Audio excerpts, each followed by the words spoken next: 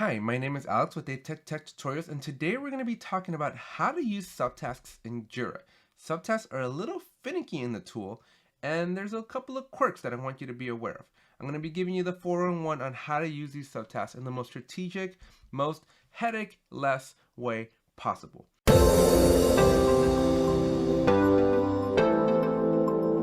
If you haven't already, please make sure you subscribe to the channel, drop a like to the video, and if you have any questions, comments, or concerns, let me know in the comments section below.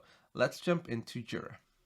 Okay, so first things up is, if you haven't seen the previous video where I describe what a subtask is and the intent of the subtask, I recommend you go check out that video because that video is going to walk you through why we use subtasks. Assuming you've seen this video, we're going to come into the tool and now we're going to learn how it works relative to the tool. So a couple things that I want you to be aware of.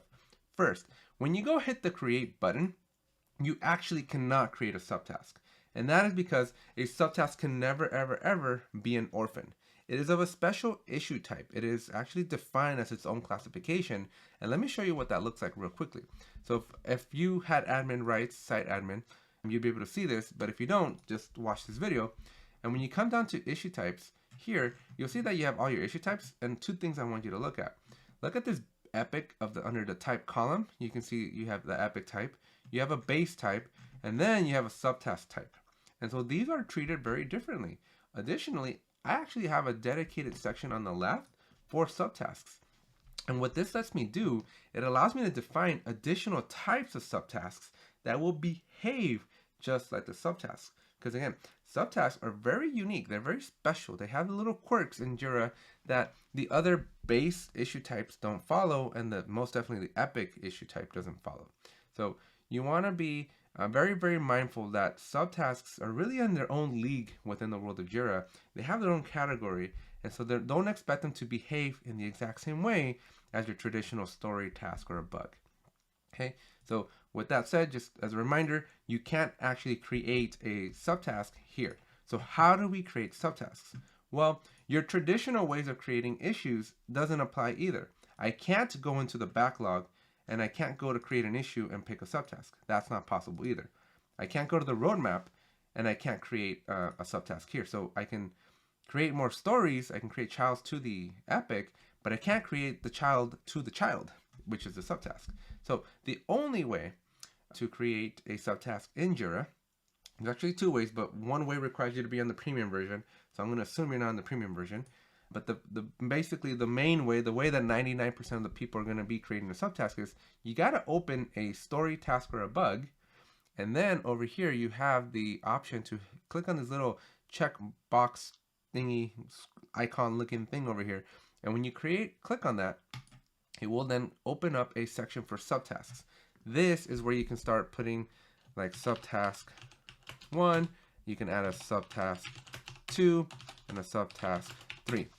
Now remember from my previous video where I described what a subtask is for, and that is usually for the use of describing how to accomplish the story or steps, like a step-by-step guide for your developers or your technical team so that they can understand what's expected of them.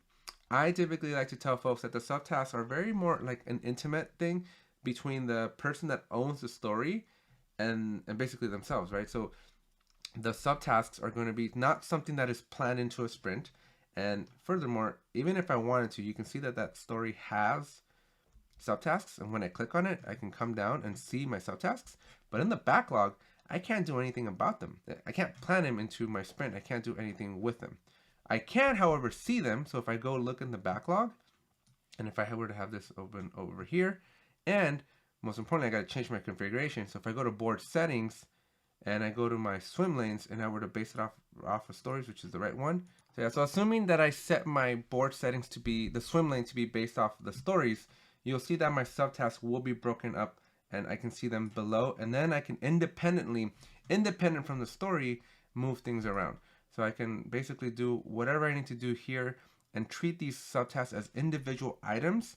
And the really cool part when you're using subtasks like this is when I move them all to done, when I move all these issues to a done status and I set my resolutions here, you'll notice that something really cool is going to happen. Watch this.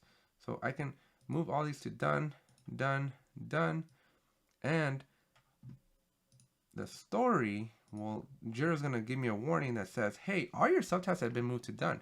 Should I, Jira, the tool, automatically on your behalf, update it to done as well? And so I'm going to hit yes, do that for me. And now it'll set it to done as well. Now, because I have a special thing where I was setting the resolution and I removed that functionality, I got that pop-up. But if you haven't done what I did in one of my other videos where I was messing and fudging around with the resolutions, it's automatically going to cross it out for you. So that's one of the cool reasons why you use Subtasks, is because you can basically, from a very strategic standpoint, be able to manipulate and move the subtasks around, and then the story will follow suit. Now, if you don't want this phenomenon to happen, my only recommendation to you is don't use subtasks, because the second you go to the subtask level, this is the behavior that Jira is going to be giving you, and unfortunately there is no workaround. Now, you may be asking yourself at this point, Alex, I know I've seen the subtasks in the backlog, and I know that I've seen them on my board. You're contradicting yourself. I am technically not. If you're in a Kanban board, all the issue types show up. Whether it's an epic, a story, a task, a bug, a subtask, whatever you throw at it, a Kanban board is going to show them all to you. We are not in a Kanban board. So I do got to preface this and caveat it that this whole training here, this whole video has been, if you're in a Scrum board, this is how the subtasks work.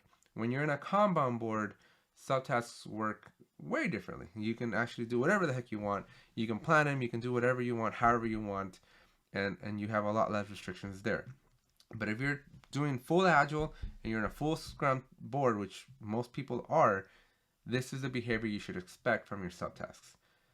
And that's pretty much it for this video. If you haven't subscribed, make sure you subscribe to the channel. It really, really helps. Drop a like if you got value out of the video, and if you have any questions about anything, let me know in the comment section below. Thanks and have a great day.